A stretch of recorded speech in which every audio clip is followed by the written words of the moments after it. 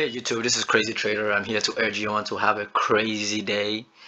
A lot of people have the fear of taking risk. We don't, especially millennials and Generation Z, and we be termed as crazy traders, especially when it comes to trading stocks because of Robinhood and Webull and all these trading apps that are out now.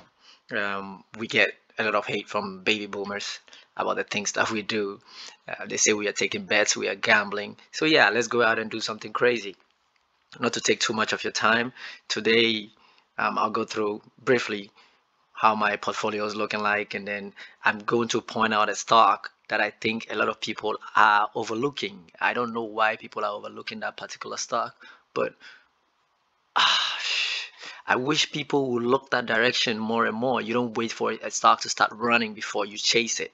You buy the stock when it's low before you when it start picking up, you just draw back. I did the same thing for Neo. When I was buying Neo, a lot of people told me that it was going to go bankrupt. That's the news that were coming up. The experts, the analysts, they all said it's going to go bankrupt in a year or two. It's going to go bankrupt in 3 months. It's going to go back. And I kept buying Neo, kept buying, kept buying. And today Neo is paying out really well for me. I'll take you through Neo briefly before I hit on the stock that I really want to talk about. I I took a good beating today, and that's due to Neo, the stock that I was praising earlier. But I will explain everything. I took a good beating today, and throughout the week I've taken a very good beating. It's been crazy throughout my whole last week. But with the month, I think I did okay, 5%. A thousand back, 1,200 on the month, and in 3 months I did 50% of my portfolio. That's 8,000, 8 grand, and then in a year 11 grand, almost 12. So that's pretty good for me. 83% on my portfolio, and most of this is coming from this pandemic that happened. You could see from I had a flat investment for a very long time. From 2017 it was all flat, not no movement, because I wasn't really into investing until this pandemic hit, and a lot of us got the time to spend some time at home, and we got bored. We wanted something to do, and this is what happened. My investment just went parabolic all the way to 28 grand, and then it dropped a little bit, but that's fine. I would go through why it did take this crazy drop, and that is because of Neo. If you can see, Neo, just at the end of today, they said they were going to have an offering of 69 million stocks, so a lot of people panicked and sold. So the stock dropped from 45, which was a good place. It had a good support on 45, and then when they announced it after hours, a lot of people sold out, and then it went all the way to like 42.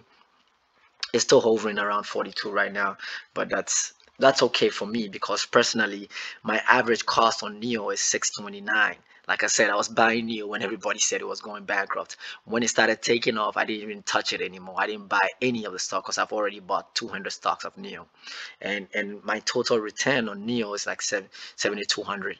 So I'm fine with it. Even if it drops to 200%, I still make a good profit. You always got to take profit though. Don't follow this trading style. This is a bad trading style. When it went all the way up to 54, if I had taken profits, I would be reinvesting in the stock somewhere in 42 or 42 right now. So you always have to take profit. Don't look at the stock to always go up and never think it's not going to come down. Every stock will come down. Even Tesla will come down at a point in time, because everybody's chasing the EV market now. And it's hot right now. You got to chase it, make some money. It's going to cool down and get slow, and then another sector is going to take off. So you always got to take profits, and be careful how you trade. Now, after talking about that, back to the stock that I want to talk about today. The stock that I want to talk about today is IVR. This stock is being overlooked. I don't know why. Invesco Mortgage Capital, the ticker symbol is IVR. I don't know why a lot of people are overlooking the stock, and I think it's basically the millennials and us, Generation Z and millennials, that is overlooking the stock. A lot of the baby boomers made a lot of money out of this, and when it got crazy, most of them got out. But we are risk takers. We are crazy. We are crazy traders, like I say always. Let me take you through a 5-year, performance chart of this stock. For 5 years, this stock has never traded below 1035. It's always traded between 10 to 18, and before the pandemic hit, this stock was trading 18.23, and then the pandemic hit and it falls all the way to $2, and it's been struggling ever since because it's a real estate investment trust. So there's people are not paying their mortgages, people are not in their offices anymore, people are defaulting and all other stuff. So it's hard to make money when you're in the mortgage business right now, because nobody has a value for most of the big, like the malls, the office buildings and everything. Nobody has value for it right now. But there's a vaccine out, as you all know, and there's going to be people are going to be vaccinated for some time. So from now to, let's say, the middle of the year, you're going to see the stock move up day after day. You're going to see the stock move up, and it's pretty much doing that. If you look at the last month, what the stock is doing is moving up. It moved from $3 all the way to 3.40, and you can see the chart. This is a month chart of it. This is moving slowly. You can see, nobody has to tell you. Look at a 3-month chart of this thing. It has moved up 23%, and no, it's moving up at the blind side of people, and people are not seeing this because it's not moving up 300%, 200% like all the EV and the SPAC deals are doing. So a lot of people are overlooking this stock. But if you look at it critically, look at what it's doing. This guy moves up, pulls back a little bit, and moves up, and then pulls back a little bit. You're supposed to be looking at charts and trends like this. This is what is going to make you the big bucks. If you start piling on this before it hits 10 or 15 or 17, you sit back and relax and enjoy, just like what I did on NEO. So this is what I'm doing. I have 420 shares on this. I'm hoping to, get it to 1,000 shares, and then I can relax. And if you can see, I did something crazy, like the baby boomers are always saying we are crazy. So I did something crazy.